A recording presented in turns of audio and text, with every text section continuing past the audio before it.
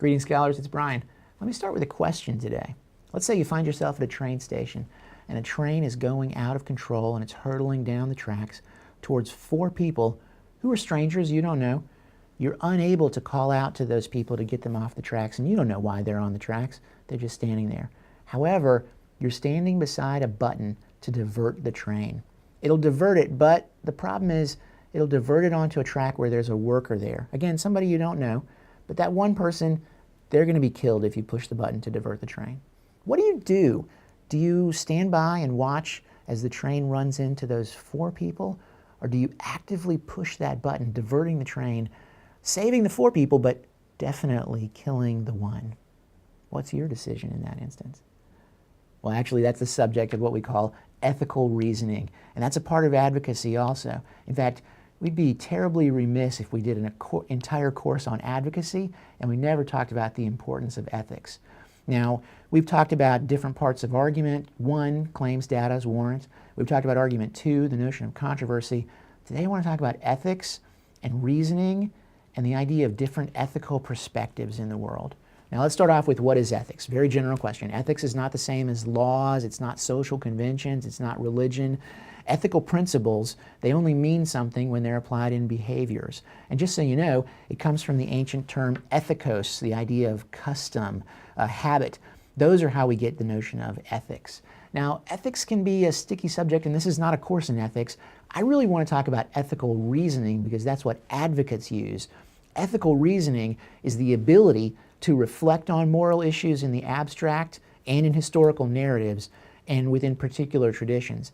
Ethical reasoning is the ability to identify, assess, and develop ethical arguments from a variety of different ethical positions. So I'm not trying to tell you what is ethical and what isn't, or what your ethics should be. In fact, I'm not even sure you can do that in a course at any point in time. Most people learn their ethics from their family situation or their home life. But I am trying to talk about how we can look at ethical reasoning and what the process for ethical reasoning is. Ethical reasoning is an 8-step process. It's defined by scholars. The first step is to recognize that there's an event in which to react. You did this as soon as I said you're at the train station, you notice there's a train hurtling out of control. The second step is to define the event as having an ethical dimension. Again, in our example, as soon as you realize someone was going to be hurt and that people being hurt has an ethical dimension, you satisfied that second step. Third part, decide that that ethical dimension is significant. Now, this part of the model says there are some things that have ethical questions that are not significant and some things that are. You have to decide to reason and act in those that are significant. Fourth step in ethical reasoning is to take personal responsibility for generating an ethical solution to the problem. This is when I asked you, you either push the button or you don't. You have to do something. The fifth step you use in ethical reasoning is to figure out what abstract ethical rules might apply to the problem. And many of you did that intuitively. You realized the choices between saving 4 people, saving 1 person, or the choices between acting and actively causing someone harm, or just being an innocent bystander. The 6th step of ethical reasoning is to decide how these abstract ethical rules actually apply to the problem as to suggest a concrete solution. So you knew the differences between utility and moral action were involved in pressing the button or not pressing the button. 7th step in ethical reasoning is to prepare to counteract contextual forces that might lead one not to act in an ethical manner. This is a great part of the formula because it recognizes that there are plenty of things going on in ethical situations which are going to try and get people to not act. You might have that hesitancy. Am I the only one? You might have a bystander beside you that says, don't do anything. All of those are actually part of the ethical dimension. You ought to recognize that that sort of thing is coming. The 8th step of ethical reasoning is to act. You made your own decision.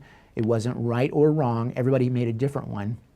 So those are the problems in ethical reasoning.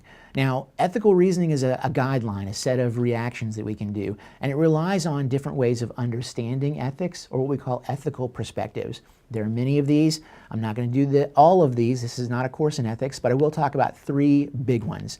3 big ethical principles. The first is what we call utilitarianism or consequentialism.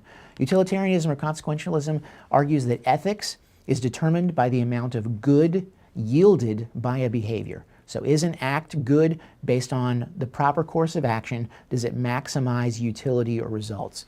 Utilitarianism can be summed up in the statement, it tries to achieve the greatest good for the greatest number of people. That's a basic framework, and it's one ethical perspective. It's not the only ethical perspective, though. We might use a counter ethical perspective known as deontology. Deontology argues that every action has to be justified not based on its consequences, but based on what its action itself is. It asks a simple question. What if everyone performed the same action? Would it still have that same level of utility, or would its moral characteristic be a problem in and of itself? Deontology and utilitarianism, they are often opposed. This was the controversy between pushing the button. What if you do one? What if you do the other? Finally, a third value system or ethical perspective is virtue ethics. Virtue ethics asks, what if ethics was grounded not in behaviors, but in actors? What if you could become a virtuous actor?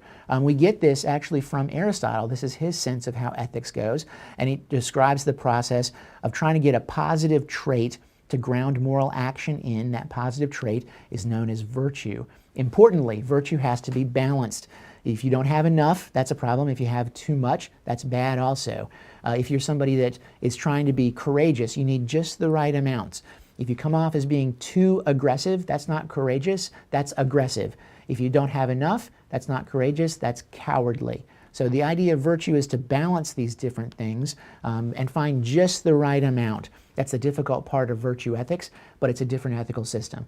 Now we've talked about some ethical perspectives, the process of ethical reasoning, and the importance of ethics in advocacy. Good luck with it.